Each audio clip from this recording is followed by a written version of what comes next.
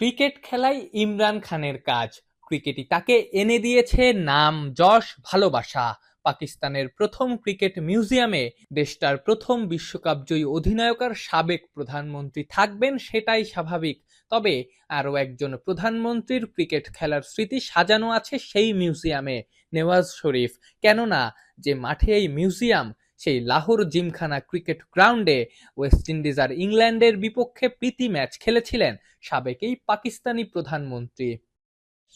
নিঃসন্দেহে পাকিস্তান ক্রিকেটের সবচেয়ে বড় অর্জন ১৯৯২ বিশ্বকাপ। সে বিশ্বকাপ জিতিয়েছিলেন ইমরান খান।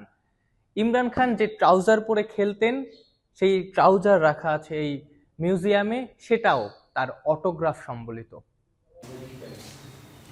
২০০৩ থেকে পাকিস্তানের ঐতিহাসিক ক্রিকেটীয় স্মারক খুঁজতে থাকেন নাজাম লাতিফ।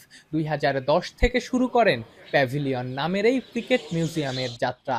ক্রিকেট ঐতিহ্য আর ইতিহাস নিয়ে যাদের আগ্রহ, বিশেষ করে ভারতীয় উপমহাদেশের ক্রিকেট নিয়ে, এই মিউজিয়ামে অবশ্যই তাদের যাওয়া উচিত। সাবেক ক্রিকেটার জাহাঙ্গীর খানের শতবর্ষী পুরনো টিম ইন্ডিয়ার ব্লেজার ক্যাপ আছে। ছেলে মাজিদ খান আর নাতি বাজিদ খানের বিভিন্ন স্মারকও সংরক্ষিত আছে এই মিউজিয়ামে। দেশটার গ্রেটেস্ট এভার ব্যাটার হানিফ মোহাম্মদের বিভিন্ন স্মৃতিও সাজানো আছে প্যাভিলিয়নে।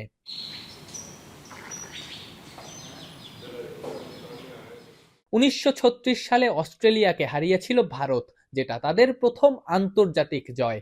সেই ম্যাচে দলটার উইনিং ফটোও আছে এই মিউজিয়ামে, সেটাও তাদের অটোগ্রাফ সম্বলিত। পাকিস্তানের সাবেক ওপেনার নাজার মোহাম্মদের সঙ্গে দেশটার সাবেক প্রধানমন্ত্রী মোহাম্মদ আলী জিন্নার ছবিও আছে। ধারণা করা হয় কোনো ক্রিকেটারের সাথে ওটাই কায়েদে আজমের একমাত্র ছবি। যে মাঠে এই মিউজিয়ামটা, সেই লাহোর জিমখানা ক্রিকেট গ্রাউন্ডে আগে টেস্ট ম্যাচ হতো।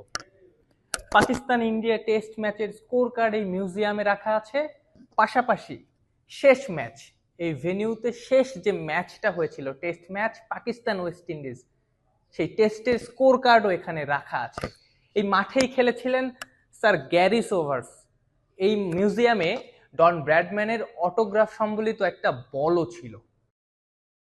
ছিলই বলতে হচ্ছে, অজানা কারণে ব্র্যাডম্যানের অটোগ্রাফ সম্বলিত সেই বলটা এখন আর মিউজিয়ামে নাই। তবে শোয়েব আখতার, ওয়াসিম আকরাম থেকে শুরু করে আব্দুল কাদির, সবার অটোগ্রাফ সম্বলিত বল সাজানো আছে। লাহোর জিমখানা ক্রিকেট গ্রাউন্ডে খেলতে এসে অটোগ্রাফ সম্বলিত ব্যাট গিফট করেছিলেন ভারতীয় কিংবদন্তি বীরেন্দর সেবাগ। আফনান পিয়াল, যমুনা স্পোর্টস, লাহোর, পাকিস্তান।